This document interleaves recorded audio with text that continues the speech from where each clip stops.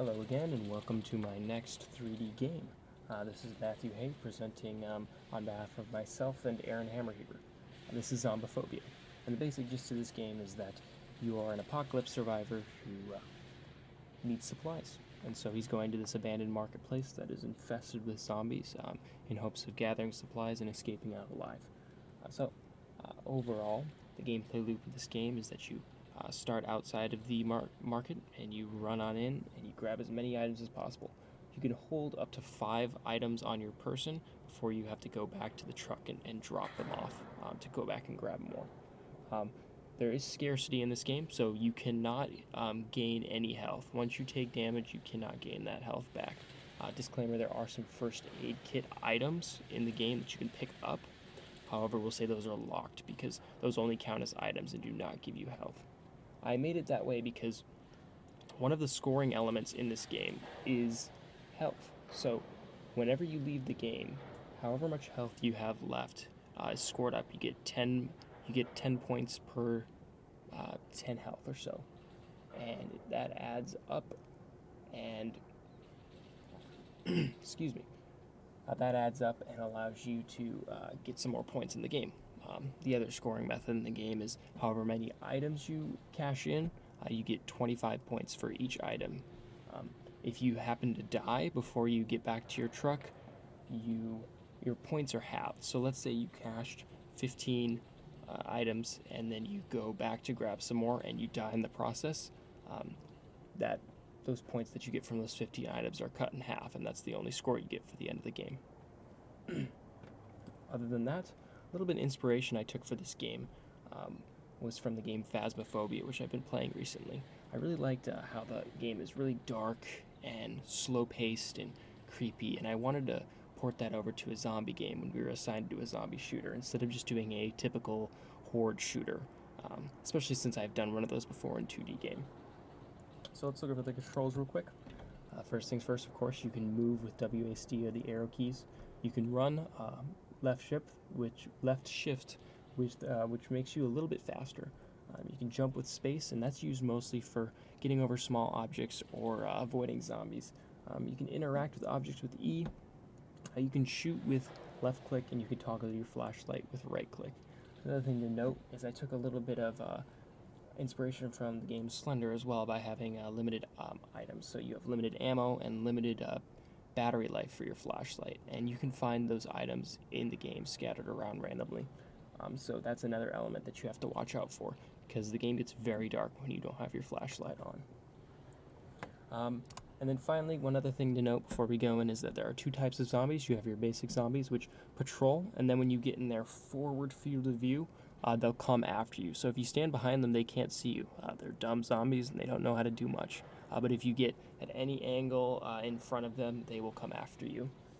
The other type of zombie I call the crawler, and he crawls through the ceiling, and he pathfinds up there, and when he finds himself above the player, he sees the player and drops down from the ceiling, and then lets out a yell. This yell calls all the other zombies to your position, so you want to take him out as soon as possible, because once he's dead, his call ends and the zombies go back to patrolling if they aren't already looking at you.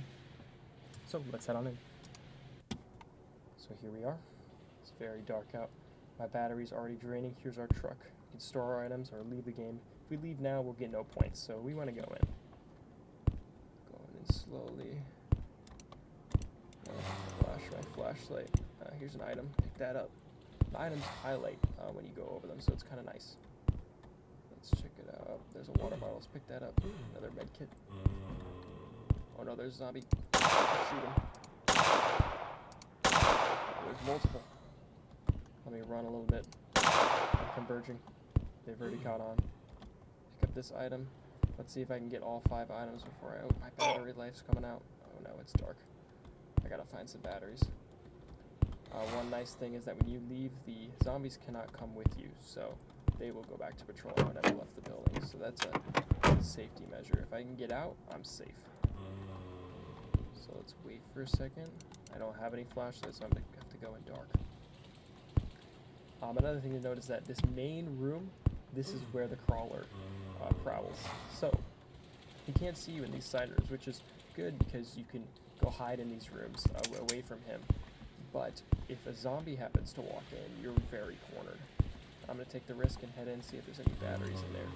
Getting lots of ammo, which is nice, but full on ammo, look at that.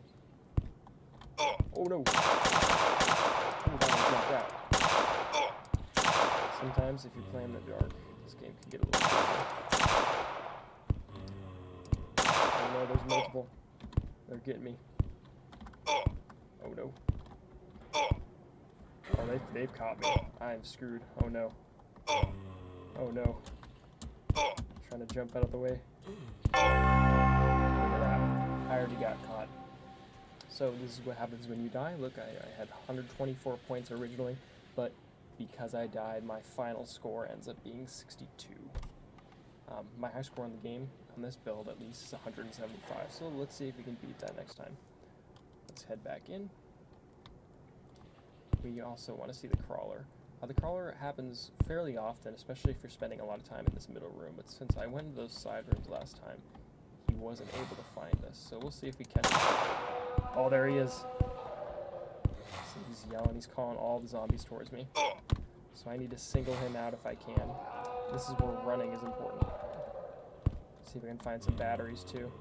Batteries are scarce and you have to look for them. They're fairly small, so you gotta keep an eye out. Where is he?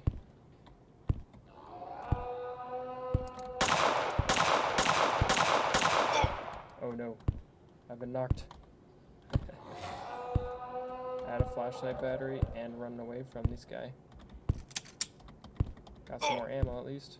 Pick up some items. Every time you pick up an item, a new one spawns at a random location. Oh, a battery. Good. Let's see if we can see him. He's at the back. Let's get back here. Got him.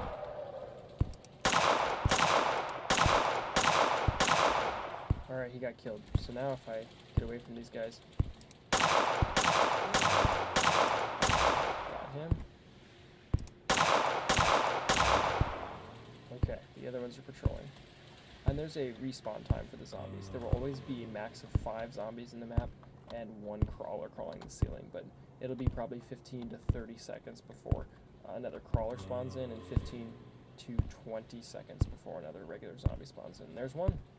Spawned in. He's already on me. Oh shoot.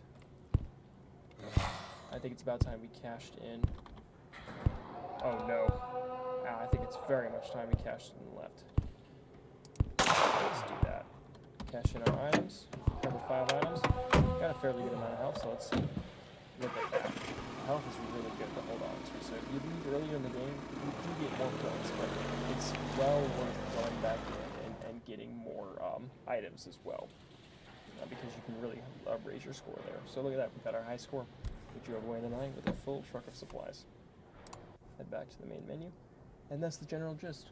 One thing I do want to note is one of our stretch goals for this game, which we didn't have time to complete, was another map. This was called the school. And the most unique part about the school, the most noteworthy part, was that it was one main hallway with branching rooms on the sides. And instead of the crawler not being able to access any of the side rooms, he could access all. So everywhere was dangerous. But items would only spawn in the side rooms and not the main hallway. So you had to go into these side rooms and risk getting cornered to get any points.